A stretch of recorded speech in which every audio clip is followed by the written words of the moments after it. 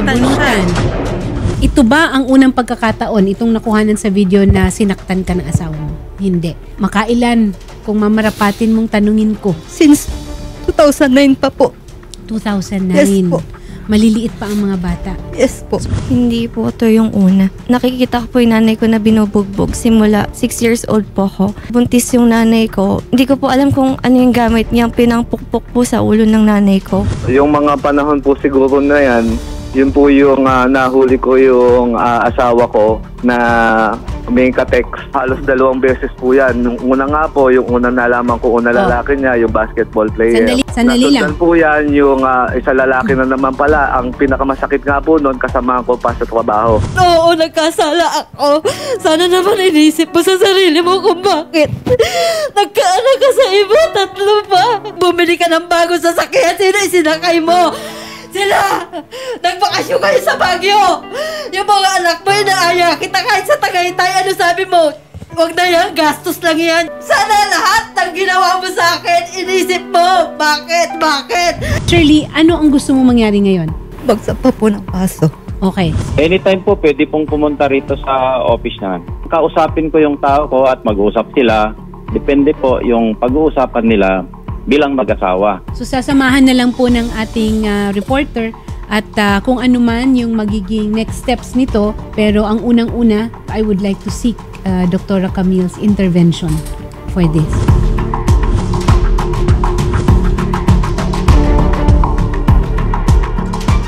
Magandang araw po sa inyo, Ma'am Shirley. Kamusta po ang inyong kalagayan matapos po kayo may sa aming programa nung nakaraan? Ayun, medyo lumag-luwag na konti yung kalooban ko. Tapos parang nakakalabas-labas na kami na kahit makita kami ng mister ko. Kumbaga nawalan kami ng takot kasi alam namin na may tutulong sa amin. Ano po yung balita nyo sa kanya ngayon? Yun lang, yung gano'n, may babaeng dinadala sa bahay. Kaano na po ba katagal yung relationship nyo po bilang mag-asawa ni mister? 21 years na po. Paano po kayo nagkakilala? Nagkakilala po kami nun, swimming eh. Tapos ng mga hindi ko alam kasi, 2003 pa pala, niloloko niya na ako. Hindi ko alam yun. Kasi busy ako sa mga anak ko. Hanggang sa nagkaroon uli siya ng pinagbibigyan ko pa rin siya kasi sabi ko magbabago. Siyempre, mahal ko. Tapos ayoko rin masira yung pamilya namin. Kaya lang hindi, namihasa siya eh. Nagkaroon pa siya ng pangatlo. So ma'am, paano po umabot sa punto na kayo po ay binugbog, kumbaga pinagbuhatan ng kamay nitong inyong mister? Nung nagkaroon siya ng karelasyon niya nung 2009, doon pa lang nag-i-start na yung pambubugbog niya sa akin kahit buntis ako sa bunso. Kasi nga, lagi ko siyang tinatanong, bakit ngayon ka lang umuwi, ganon. Ayaw na ayaw niya nung lagi siyang kinukulit. Siyempre ako babae, ayaw mo sumagot, nanggigigil ako. Parang nahahampas ko siya, doon niya, mabubugbog niya na rin ako. At sa tingin mo, ma'am, ano kayang dahilan kung ba't niya ginagawa yun? Parang naging habit na niya, yung pananakit po sa inyo. Hindi ko po alam eh, kasi basta ko siya, kinukompronta ko siya, sasabihin niya sa akin, manahimik ka. Ganyan lang siya sa akin. Ayaw niya sumagot kung gusto niya bang tapusin yung nila, tinatanong ko siya ng seryoso eh. Nung kaming dalawa lang, hindi naman siya sumasagot eh. Pero sa inyong mga anak, kamusta bilang tatay itong si Sir? Parang takot po kami sa kanya. Kahit sabihin niya po kunyari aalis kami, kailangan namin magpaalam. Hindi po namin magawa kasi hindi po namin siya makausap kasi natatakot nga po kami sa kanya. Yung tipo pong uuwi po siya ng bahay, aakyat po kami lahat sa kanya-kanya naming kwarto. So kumbaga parang wala kayong amor talaga kay daddy? Opo. Parang layo na po talaga yung loob namin. Ma'am, regarding po dito sa inyong complaint sa inyong asawa, ano po ba yung gusto nyo mangyari? Yun po, gusto namin makasuhan. Kasi para madala siya. Kasi tingin niya sa sarili niya, siya laging tama. Gusto ko po ng hustisya po para sa mga kapatid ko po, mabigay rin po yung kailangan nila ng hindi tinitipid. Tsaka malayo po sila sa trauma po.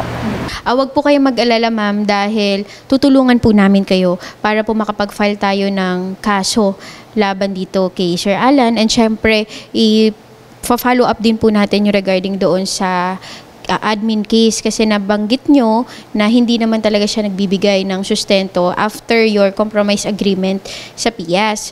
So, pipilitin po natin na muling buhayin yun para po magtuloy-tuloy na po yung kanyang magiging sanction sa PNP.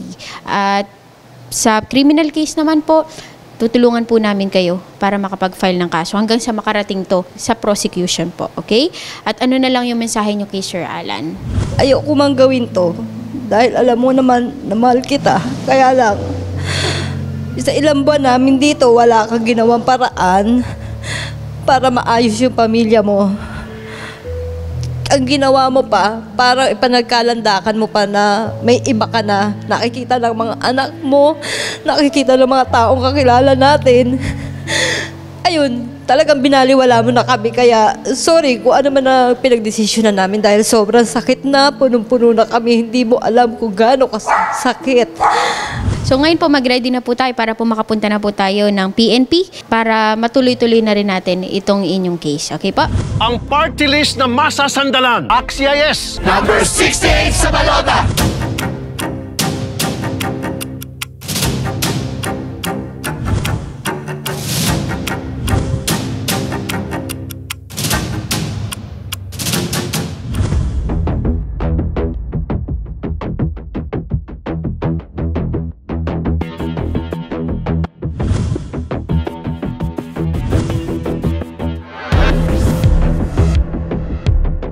Magandang araw po sa inyo, Sir Doc Gagi. Regarding po dito sa situation po nila Ma'am Shirley, so ano po ba yung ating naging assessment for Well, sa ngayon nakikita natin, Mary, na siyempre depressed ang mag-ina and we will try to help them out, counsel them if ever, para makatulong tayo. Ang ginawa natin ngayon, sabi nga natin, much better na mag-psychological test sila para maging black and white na maisubmit nila sa kaso, no? And for the meantime, siyempre, gusto rin natin sila magiging. So we will prime them with mga antidepressant, mga importanteng medications na makakatulong sa kanila. In the meantime, sa akin, siyempre, as usual, hindi naman one sitting itong ginagawa natin. So you know that, and kung kailangan bumalik, pabalik sila for follow-up medications nila and tingnan natin if it's helping them, ha? Okay. So, Doc, ano na lang po yung may bibigay nyo na advice kila Ma'am Shirley? Well, yun nga, tulad ngayon, Mary, sabi ko, mag-prime muna tayo ng medications. Yun ang pinaka-importante ngayon. Help you out, make you stronger sa magiging kaso, di ba? So, yun ang gagawin natin ngayon. Now, may system nga na you need the psychological test which is you need para i-prove na ganun si husband mo. Okay, so in the meantime, you take the medications, mag-follow up tayo when needed, and hopefully, matatapos din ito. And if should there be a situation na makausap natin si husband mo, then let's do it as part of a therapy tingin natin. Okay, malay mo, maunat pa natin si sir. Diba? I mean, we do it. Hindi naman porke ganito tayo, maghiwalay kayo o kung ano man magiging kaso ninyo. So, I hope you understand. Okay? Thank you po, Doc.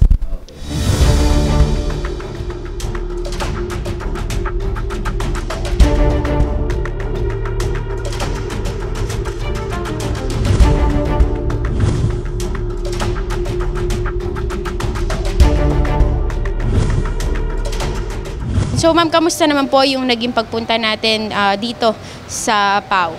Okay naman po. At least ngayon, nabawas-bawasan yung dinadala ko. Alam ko naman na kasi na may mga aksyon na mangyayari sa kaso. So ano po ang sabi sa inyo ng attorney po? Ayun, i-ano ko lang yung mga documents na kulang namin and ready to file na siya. So ano daw po yung possible case na may isasampa? Bawsi po. Sir Rapi, thank you po. Nakapag-file na po kami ng case sa IAS at yun dito po sa PAW. On process na rin po siya. Maraming salamat po, Sen, sa pagtulong po sa amin. Thank you po.